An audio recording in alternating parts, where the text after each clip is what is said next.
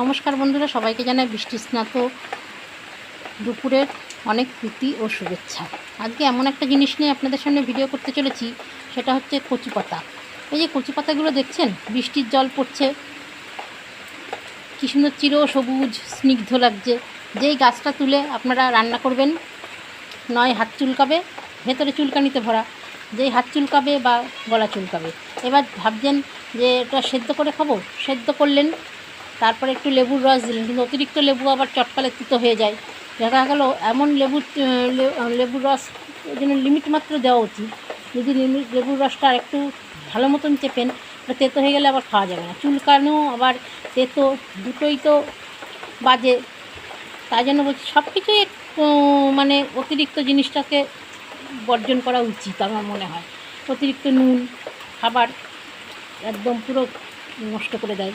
অতিরিক্ত চিনি, sugar, pressure, তারপরে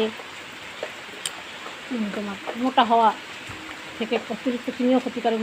লিমিট মাত্র চিনি দেন, দেখবেন খাবারটা অতিরিক্ত টেস্ট হবে। তারপরে হচ্ছে আর একটা কথা বলছি, অতিরিক্ত তেল চর্বির কারণ। তাই বলি সব কিছু লিমিট রেখে খেলে মনে হয় এইসব রোগ থেকেও রোগ থেকেও আমরা রক্ষা পাবো, এইগুলো থেকেও আমরা বঞ্চিত পাবো। তাই কচুর শাক ভালো লাগে বলে অতিরিক্ত খাবেন না, অল্প করে খান, যাতে আপনাদের খেয়ে শরীরটা ভালো থাকে। এমন করে খাবেন না যে খেতেই পারলেন না, যে চুল কাটছে বা তেতো লেবুর রস এত করে চিপে এত তেতো হয়ে গেছে সেটা খেতেই পারছেন না। তাই বন্ধুদের আপনাদের বলছি, সব কিছুই ভালো লিমিট রেখে।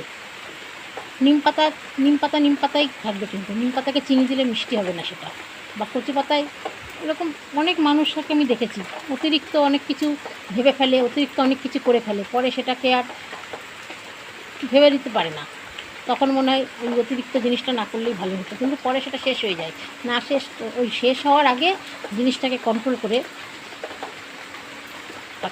থাকতে শিখুন। দেখবেন আপনারাও ভালো থাকবেন, সমাজটাও ভালো থাকবে, আমরাও ভালো থাকবো। আমরা যেহেতু দুর্বল মানুষরা, সস্তা, আমরা একটুখানি অল্পতে সন্তুষ্ট হয়ে যাই। আমরা অল্প জিনিস পছন্দ করি বলে অনেকেই আমাদের নিয়ে হাসাহাসি করে, অনেকেই আমাদের ব্যাপারটাকে নিয়ে তুচ্ছ তাচ্ছিল্য মনে করে, কিন্তু পরে দেখা যায় আমাদের পথেই কিন্তু সবাই এগোয়, যে এখন অল্প জিনিস নেই সবাই এগোয়। তাই বলছি এখন থেকেই অল্প জিনিস নিয়ে সন্তুষ্ট থাকুন, আপনার দেখবেন তাতে ভালোই হবে, কোনো কিছু হবে না। আগে মাছ নেই, খেলাম না মাছ, আলু সেদ্ধ তো আছে, আলু তো আছে, আলু সেদ্ধ খান, আলু নেই নুন ভাত খান। ঠিক রাতের বেলায় আপনি আবার ডিম হতেই পারে। তাই কোনো কিছুই ভালো না, সব কিছুই আপনারা একটু ভালো মতন করেন।